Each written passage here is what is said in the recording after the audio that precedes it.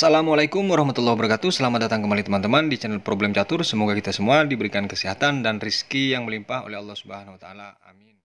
Di part yang ke-6 nih teman-teman, dari pembukaan catur terbaru yang dimainkan oleh Grandmaster Dunia di event turnamen FIDE Grand Swiss yang sedang berlangsung saat ini. Dan ini babak ketiga. Putih dimainkan oleh Nakamura Hikaru dan hitam dimainkan oleh Aryan Kopra. Dimulai dari D4, D5, C4, C6, kuda F3 dan kuda F6, kuda C3, E6, E3. Pertahanan semi Slav dimainkan oleh hitam, dibalas dengan kuda D7, gajah ke E2, gajah D6, dan kedua pemain sama-sama rokade. B3, B6, gajah B2, gajah B7, dan gajah ke D3. Dari arah serangan kedua pemain teman-teman sama-sama mengarah sayap raja. Tidak ada sama sekali untuk mendekati ke sayap menteri. Dibalas menteri ke E7, benteng C1 dan benteng C8. Hampir seperti copy paste dari kedua langkah pemain tersebut. Benteng E1 dan gajah ke B4. Di sini sudah mulai beda langkah daripada hitam. Kuda D2 dibalas dengan E5. Gajah ke F5 dan di sini pion kali pion. Pion kali pion, menteri ke D8, C5, G6, dan di sini gajah ke H3.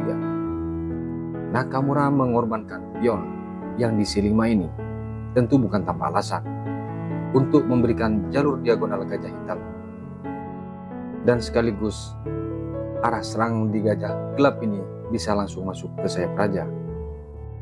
Kuda ke H5 dan dibalas dengan G3. Pion kali pion, pion kali pion, dan gajah kali pion. Kuda keempat dengan mengancam gajah gelap hitam. Gajah ke-7. Di sini gajah kali kuda dibalas dengan menteri yang mukul gajah, kuda ke-4. Jika pion ini dipukul, kuda mukul pion tentu harus kehilangan menteri daripada hitam. Dibalas dengan F6 oleh hitam. Dan di sini dijawab dengan langkah kuda ke C5 dengan mengancam gajah terang. Berikut dengan menteri dipukul dan dipukul oleh kuda. Menteri F7, menteri D4, dan kuda ke G7. Menteri keempat dengan melirik pion yang di A7 di sini dibalas dengan gajah ke A8. Benteng ke E2 langsung diajak pertukaran oleh hitam. Disusun oleh putih dan diterima tawaran itu. Dipukul dan benteng ke-8 lagi. Niat hitam ingin menyederhanakan permainan agar tidak terjadi banyak kompleks kombinasi. Dibalas dengan langkah benteng kali benteng dan kuda yang memukul bukan menteri. Menteri ke F4, menteri ke E7 dan B4. Gajah ke B7 dibalas dengan H3. Dilanjutkan dengan langkah gajah C8. Ancaman pion H3 di sini. Didekati dengan raja G2 dan gajah ke F5. Gajah D4 dan dibalas dengan kuda ke D6. G4, G5 dan menteri ke F3. Gajah ke E4 yang merupakan langkah paksa wajib dipukul teman-teman. Dipukul oleh kuda dan di sini dipukul oleh kuda. Seandainya dipukul dengan menteri, berpotensi menjadi remis dari partai ini teman. Menteri ke-3 dibalas dengan A6, F3 dan dilanjutkan dengan langkah kuda ke D2 dengan tujuan untuk cek sekaligus akan mengambil pion F3. Di sini menteri menerima tawaran itu dengan mengambil pion. Dan di sini teman-teman, menteri tidak jadi cek tentunya karena terkawal oleh menteri. Dia memukul pion B4. Menteri D3 dibalas dengan kuda C4. Gajah di sini kali pion. Menteri ke B6 dan A4. Langkah ini teman-teman.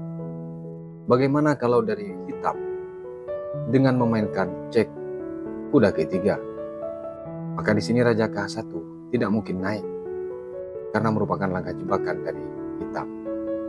Jika di sini menteri tetap mempertahankan posisi itu, gajah akan D4.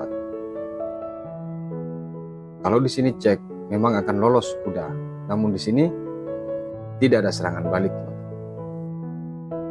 Kuda ke-4 hanya mencoba mempertahankan agar tidak terjadi kerugian.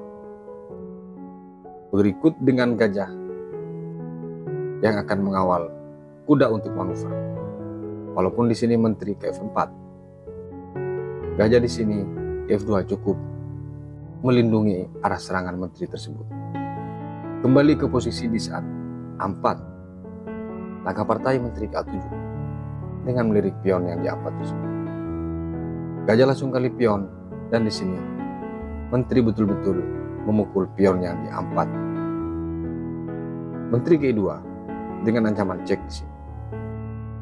Di posisi ini teman-teman sudah kelihatan langkah teknik tingkat tinggi dari Nakamura yang memang harus menuju ke permainan akhir. Perhatikan di sini ancamannya adalah cek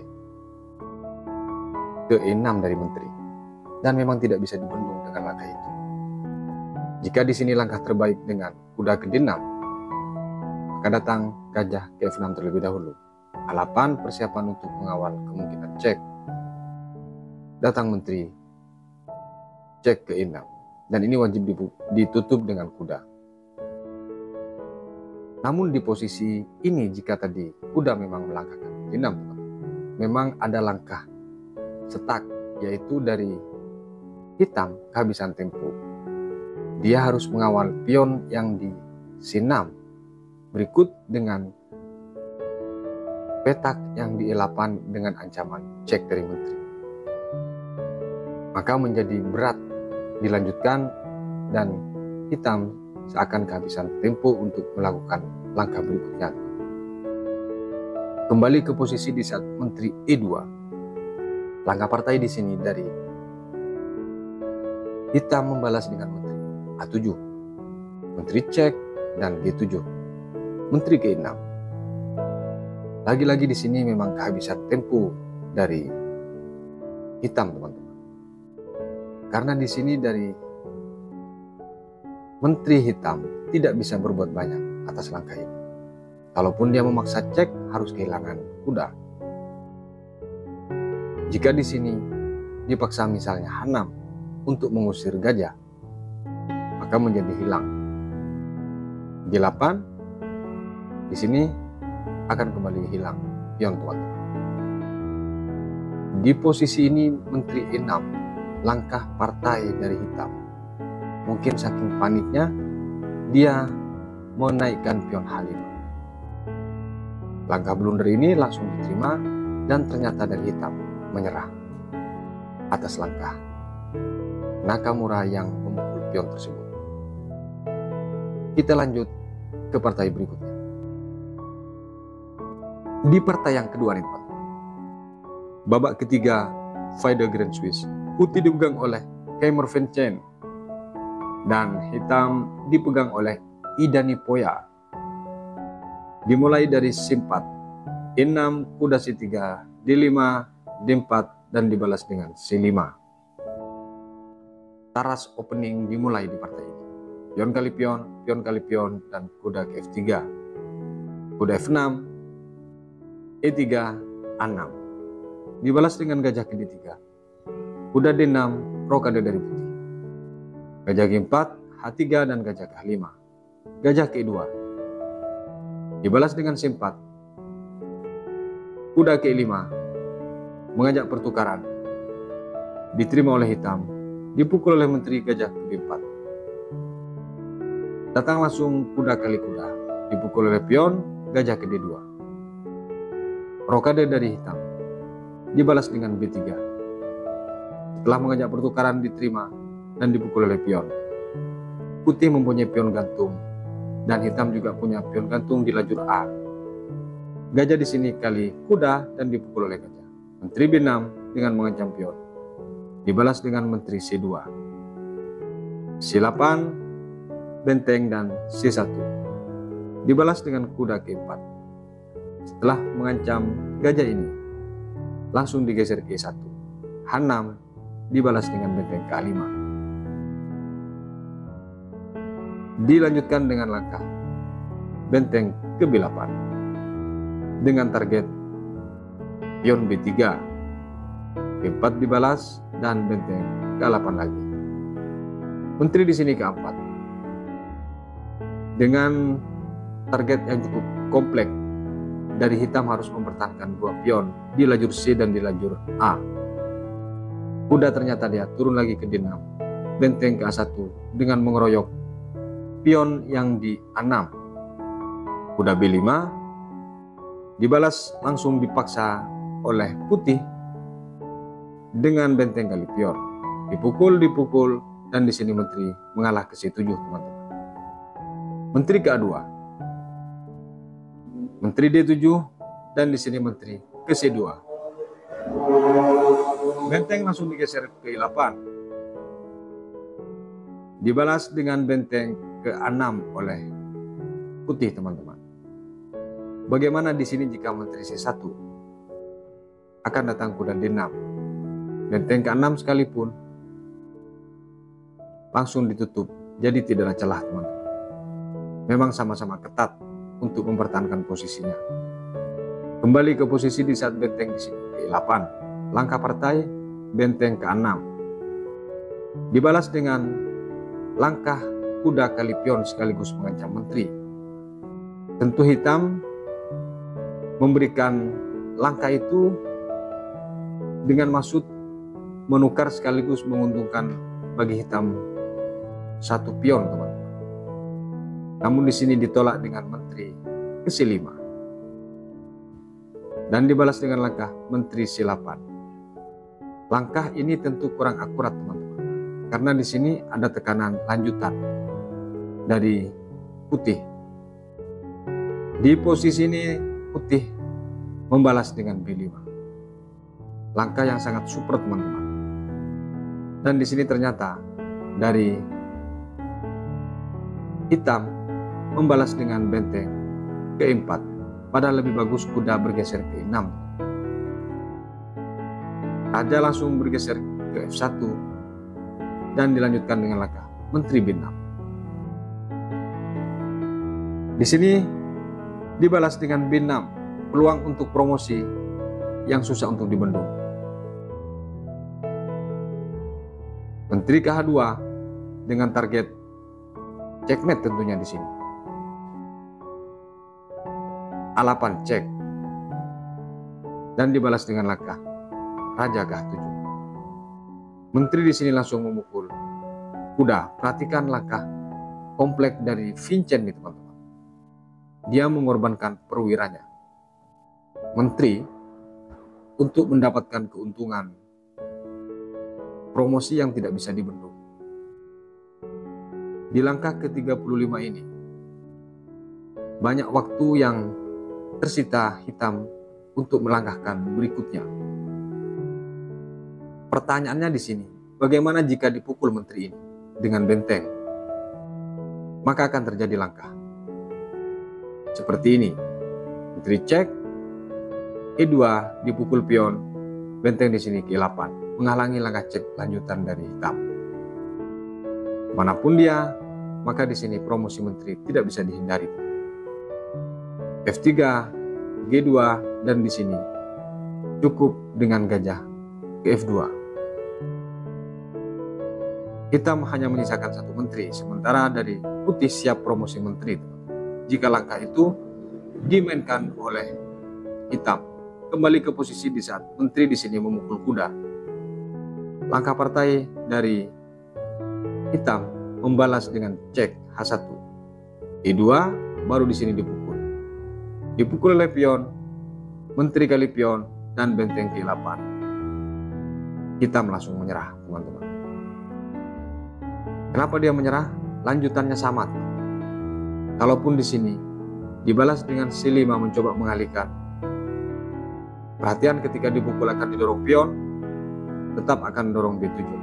Jika di sini menteri kali pion, promosi menteri yang tidak bisa dibendung, tetap kalah dari hitam, teman-teman. Makanya di posisi benteng E8 dari hitam langsung menyerah. Kita lanjut ke partai berikutnya. Di partai yang ketiga nih, teman-teman, putih dipegang oleh Medonka Luki dan hitam dipegang oleh Vladimir Fedoshev. Di babak ketiga, Fide Grand Swiss.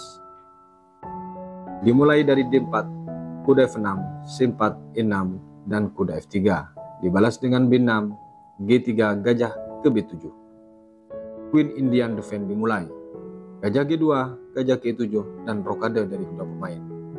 Benteng E1, kuda ke4, dan kuda ke D2. Setelah mengajak pertukaran, dibalas dengan D5 oleh hitam. Pion kali pion, pion kali pion, dan kuda di sini kali kuda. Dipukul oleh pion, dilanjutkan dengan kuda C3 dengan 2 kali ancaman pion yang di E4. F5 langsung melindungi, gajah ke F4. Dibalas dengan gajah ke D6, mengajak pertukaran. Di sini menteri cek ke B3. H8 dan di sini gajah kali gajah. Dipukul oleh menteri, kuda ke B5, menteri ke D8 lagi. Datang di sini benteng langsung mengancam C7 sekaligus dengan kuda. C6 dibalas, kuda ke A3, kuda ke A6, dan di sini benteng ke D1, menteri ke E7, kuda C4 dan benteng ke D8. Dilanjutkan dengan langkah E3 oleh putih. Di sini ada langkah bagus sebenarnya dari hitam dengan mendorong C5, teman-teman. Langkah partai gajah ke A8 dibalas oleh hitam. Bagaimana kalau langkah ini dimainkan? Walaupun di sini akan datang menteri bergeser karena kalau dipukul menjadi hancur putih. Kuda di sini ke D4. Dan ketika di sini kuda ke E5, maka datang pion kali pion. Benteng di sini kali pion, benteng kali benteng, dipukul oleh pion, kuda ke D3. Langkah yang cukup bagus untuk serangan lanjutan dari hitam. Ketika dipukul, dan gajah di sini. Kali gajah, datang menteri. Setelah di sini D1 untuk mengancam, maka menteri tetap masuk ke sini, teman-teman, dan akan disusul dengan benteng lanjutannya. Kembali ke posisi partai. Di saat E3, langkah partai di sini gajah ke A8 dari hitam. Langkah yang sedikit kurang bagus dibalas dengan gajah F1, kuda B4, dan kuda ke E5. Gajah C4 dibalas dengan putih, dan di sini kuda ke D5. Benteng D2, B5, dan di sini menteri kali pion. Jebakannya sudah masuk, teman-teman, karena diterima oleh putih. Pion kali pion langsung. Dengan akan datang, kuda ini harus hilang. Jika di sini dipukul dengan pion, maka datang menteri G5. Apa yang terjadi di saat G5 menteri? Di sini adalah terbaik dengan ancaman benteng tersebut harus bergeser. F4. Serangan yang cukup bagus nanti jadinya dari hitam. Dan setelah menteri ke A5 mencoba melirik mengancam karena takut kena pin oleh kuda nanti, E3. Langkah paksa ini yang memaksa harus mundur dari benteng dengan bergeser F1. H6. Tentu di sini desakan lanjutan yang akan datang. Gajah C4, di sini akan datang H8 lagi. Kalau di sini dipukul, maka terjadi langkah seperti ini, teman, dengan ancaman kualitas. Sekaligus ada tekanan. Gajah ketika ditinggalkan akan diambil, dan pion yang di D4 akan juga hilang, teman-teman.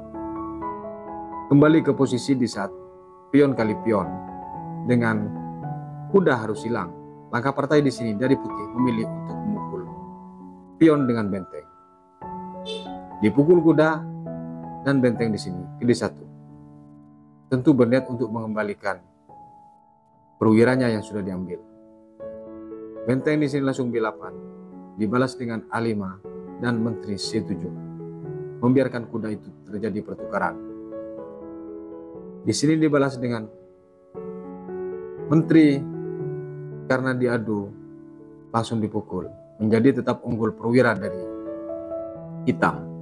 Benteng D7, C8, E7 dan dibalas dengan gajah C6, mencegah kemungkinan susulan benteng akan ke D7, teman-teman. B3 dibalas dengan gajah ke 8. Benteng di sini ke D6. F6 diajak pertukaran karena sudah unggul perwira. Diterima, dipukul oleh pion. 4 dibalas dengan langkah A5. Raja di sini G2. Gajah C6 dibalas dengan langkah benteng ke F7 dengan ancaman pion yang tidak bisa dihindari, namun dibalas dengan kuda di sini ke F5. Lagi-lagi ingin menyederhanakan permainan dari hitam karena sudah unggul perwira. Benteng di sini ke A7 dengan mengancam pion.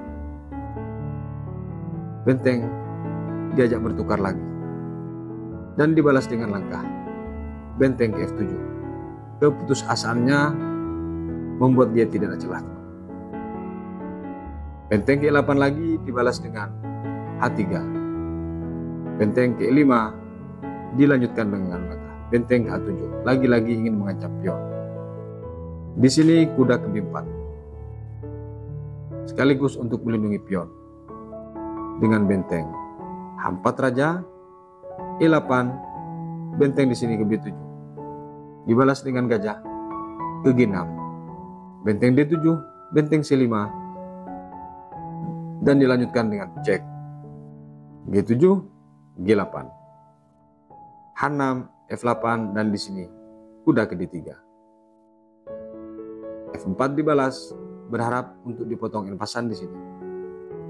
Dan di sini ternyata kuda ke E1, teman. Perhatikan, di posisi ini dari putih menyerah, teman. Ada dua kemungkinan langkah terbaik. Kenapa menyerah di posisi ini? Kita akan kupas sebentar. Kalau di sini raja bergeser ke H3, akan datang kuda C2 dengan ancaman pion yang harus jatuh. Misalnya dipukul pion oleh benteng, kuda kali pion. A6, kuda di sini kali gajah. Dan setelah dipukul, perhatikan, promosi pion ini tentu melaju sekaligus ada ancaman. Pion ini yang di C dan di A tetap harus jatuh. Kalaupun di sini raja ke H5 dan akan datang benteng ke A7 untuk akan memakan pion, di sini akan diberikan. Dipukul cek G6, A7 kembali, maka di sini pion 2 ini menjadi hilang nantinya, teman-teman. Kembali ke posisi di saat kuda ke E1. Kenapa dari putih menyerah? Bagaimana kalau di posisi ini langsung benteng kali pion? Akan datang G2 cek. A3 dipukul pion, sekaligus ancaman gajah. Ketika dia kemanapun dia tetap akan ditukar. Pada prinsipnya pion yang di A dan di B dari putih tetap harus jatuh. Makanya di posisi kuda ke 1 dari putih menyerah. Kita lanjut ke partai berikutnya.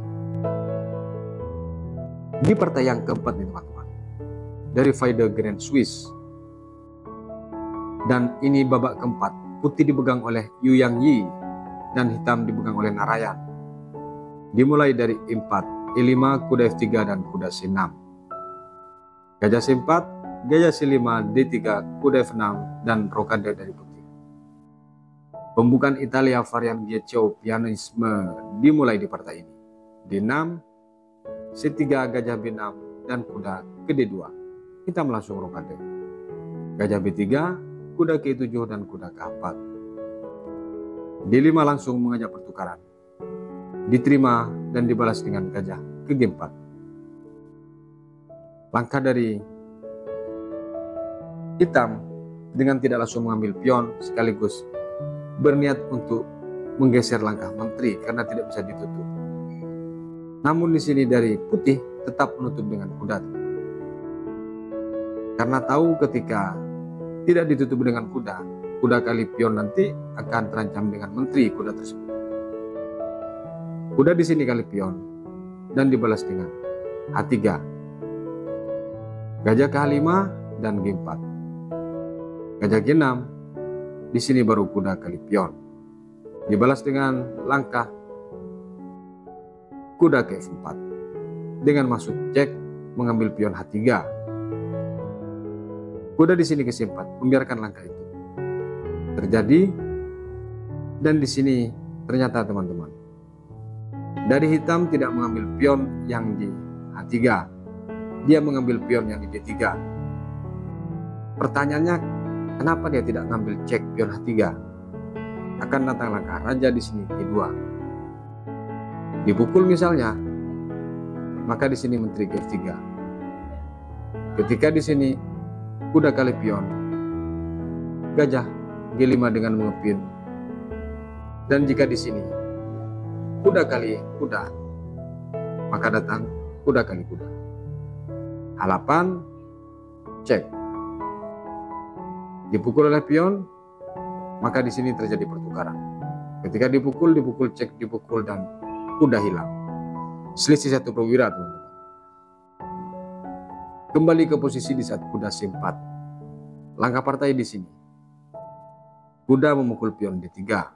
Gajah di sini langsung mengepin kuda benteng ke8. Kuda langsung memukul gajah dan dipukul oleh pion. Kuda di sini langsung memukul gajah lagi, dipukul lagi oleh pion. Menteri F3. Langkah taktis yang dimainkan oleh putih, teman-teman, menghilangkan diagonal tajam dari gajah. Kuda langsung ke 5 mengancam menteri E4 dan dibalas dengan langkah C7.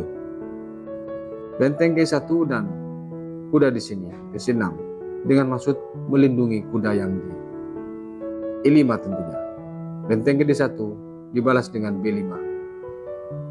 Gajah ke D5 dilanjutkan dengan langkah raja H7. B3, benteng C8, raja G2. Kuda D7 di sini menteri F3 dibalas.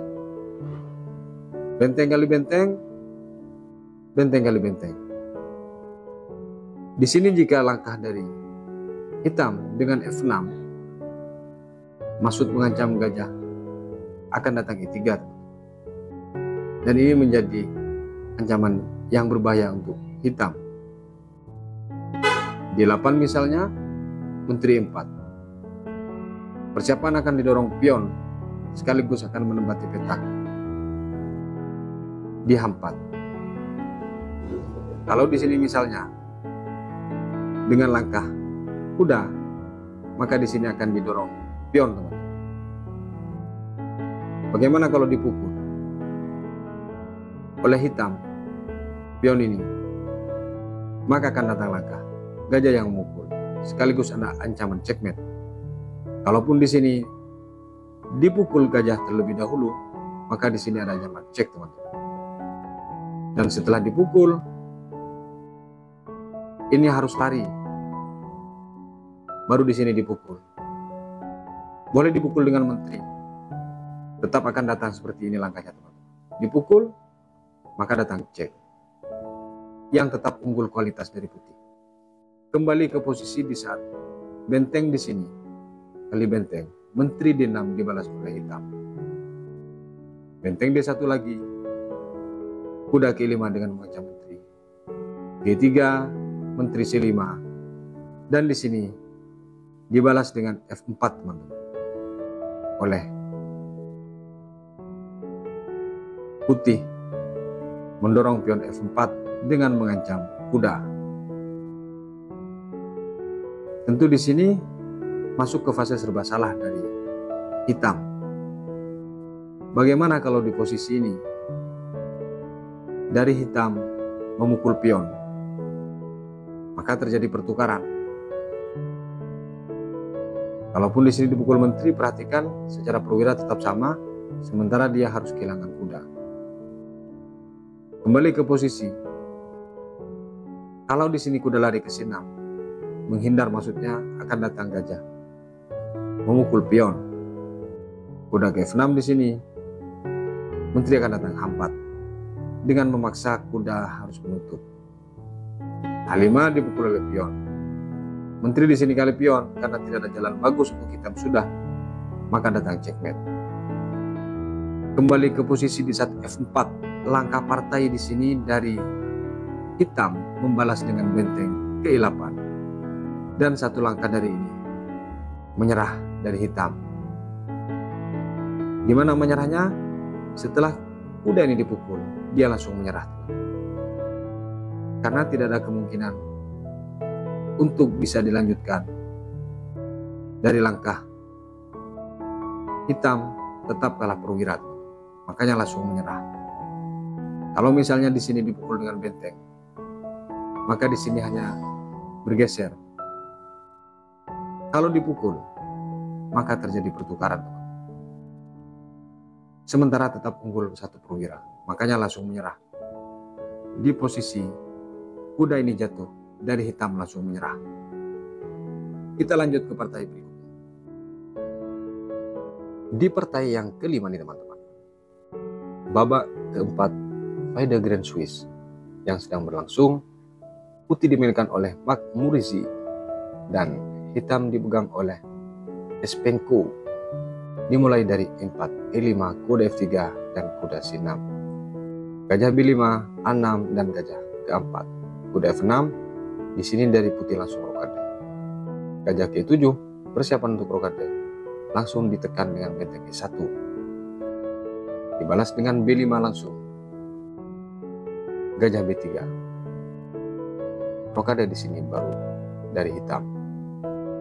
Pembukaan Ruy Lopez dengan anti Varian Marshal dengan diusirnya gajah terang dari putih tadi, teman-teman. Dibalas dengan 4, benteng B8, pion kali pion, dan pion kali pion. H3, D6 dan C3, B4, D3. Putih tidak mau ketinggalan tempo biar sedikit pun, teman-teman. Dia tetap mendesak ketika hitam ingin bergerak menyerang.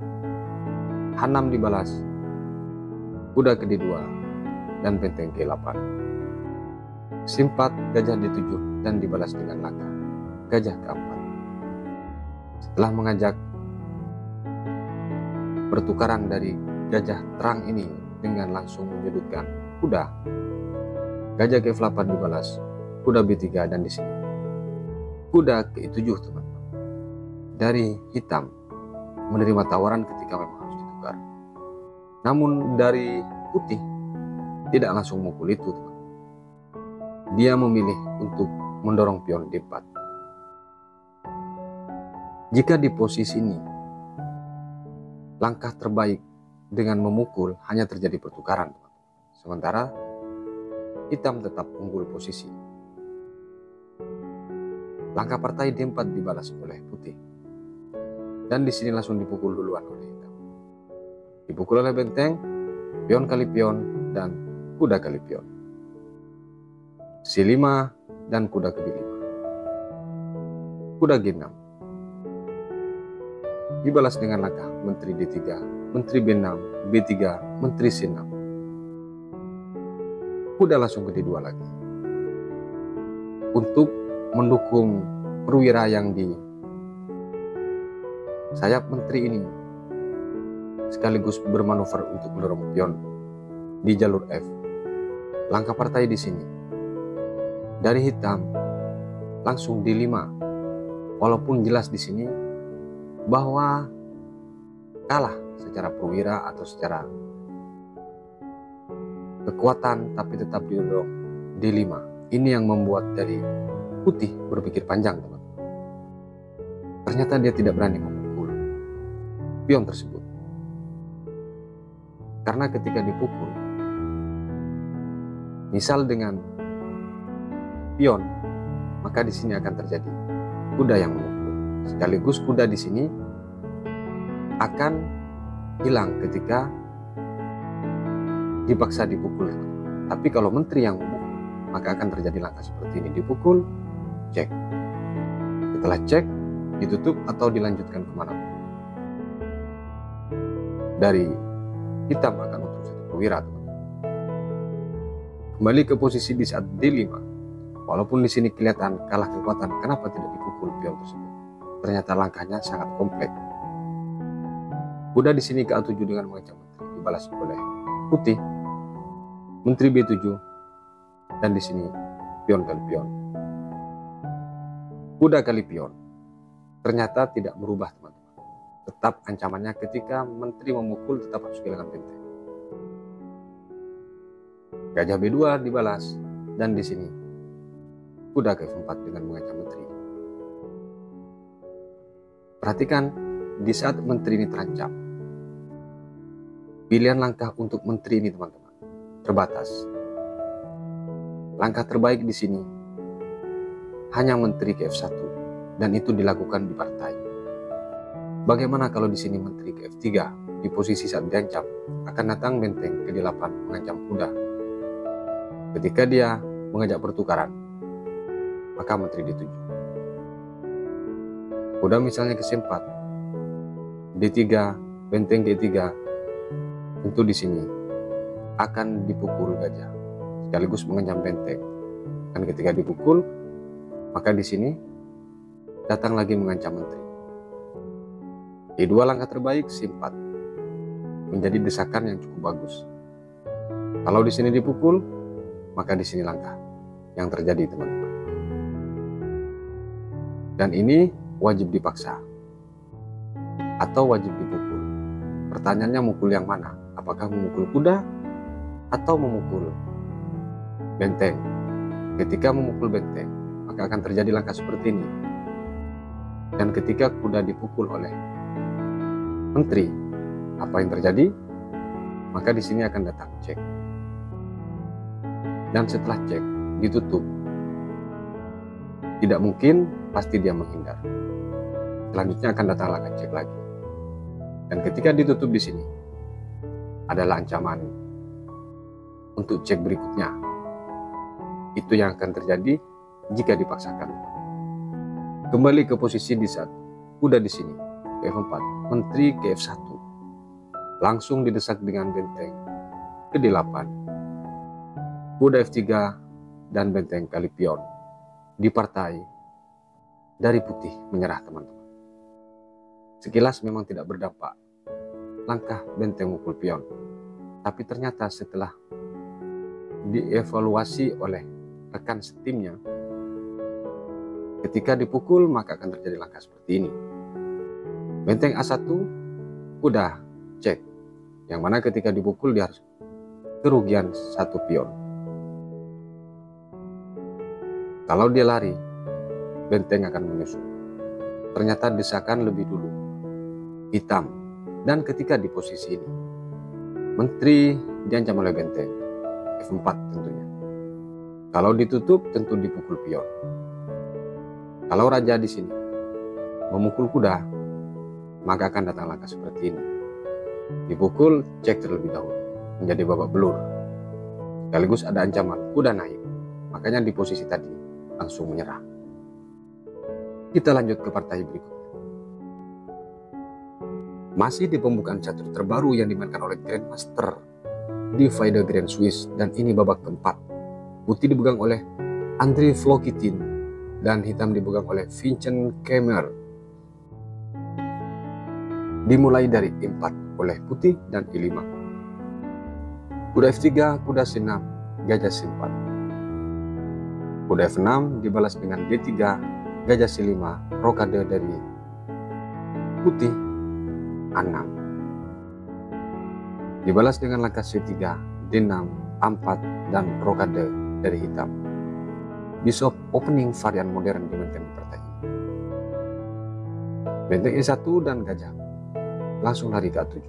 H3, kuda ke A5, dan gajah ke G5. Setelah diancam, di sini tidak memajukan pion karena terpin oleh gajah, teman-teman. Hitam niat memprovokasi langkahnya, betul-betul gajah dari putih langsung mengancam menteri. Kuda ke F6 kembali, teman-teman. Dibalas dengan langkah kuda ke D2, H6, gajah ke E3 lagi, dan di sini diterima tawaran pertukaran itu. Dipukul oleh benteng A5. D4 langsung diterima. Dipukul oleh kuda dan di sini dipukul oleh pion. D5 gajah ke B3. Pion kali pion, kuda kali pion, dan benteng ke-6. Benteng C1 dibalas dengan langkah kuda langsung kali kuda. Dipukul oleh benteng D6 dengan ancaman pion ketika benteng bergeser akan diambil yang di D5. Menteri D2.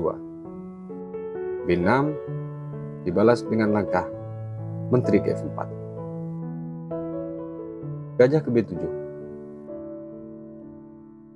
Benteng ke E3. Pion sebenarnya di sini nganggur, teman-teman. Yang di D4, namun tidak diambil karena terjadi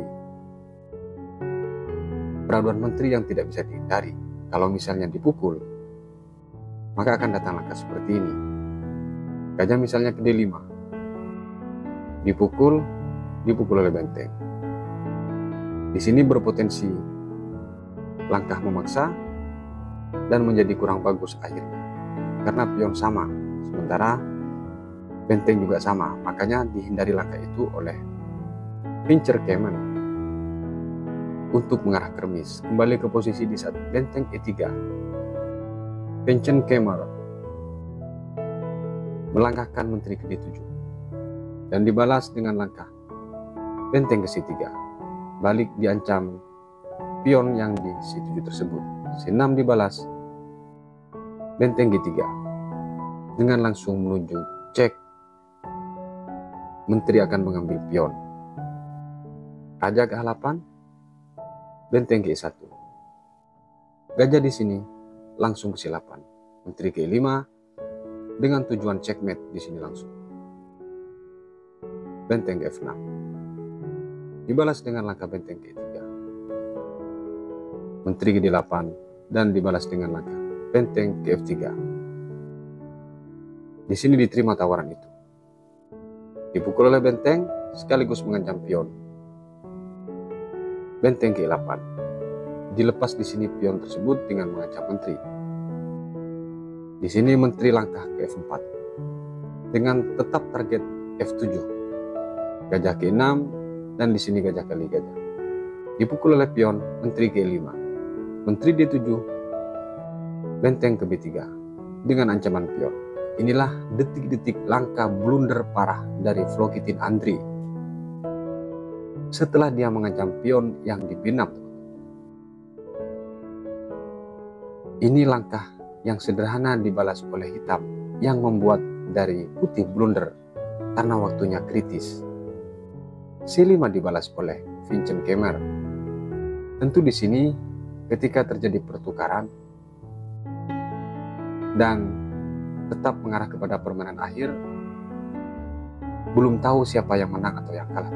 Namun langkah blunder dari putih di posisi ini menjadi kekalahan yang mutlak. Jika di posisi ini dari putih memukul pion dengan benteng tentu bagus. Teman-teman tahu yang dilanggakan oleh putih di posisi ini. Dia menerima tawaran pion kali pion yang didorong C5. Dan setelah pion kali pion, teman-teman, dari putih langsung merubahkan raja. Teman-teman tahu kenapa dia merubahkan raja?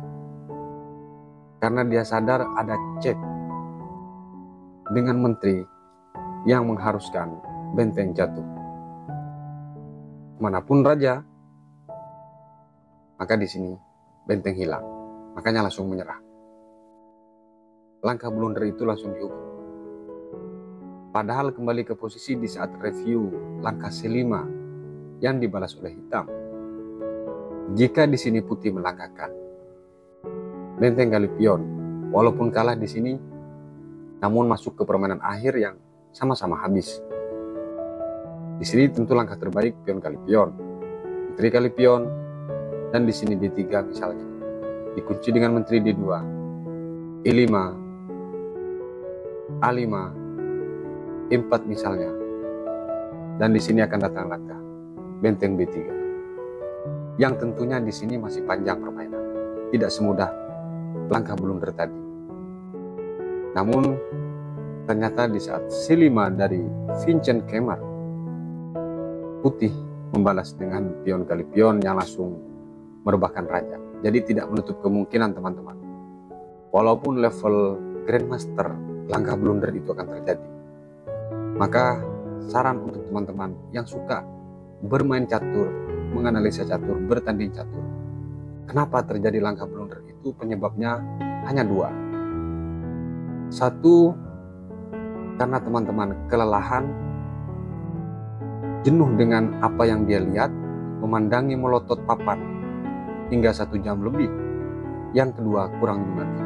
Maka di antara motorik otak manusia itu menjadi blank 1 sekian detik, maka muncullah gerakan blunder itu.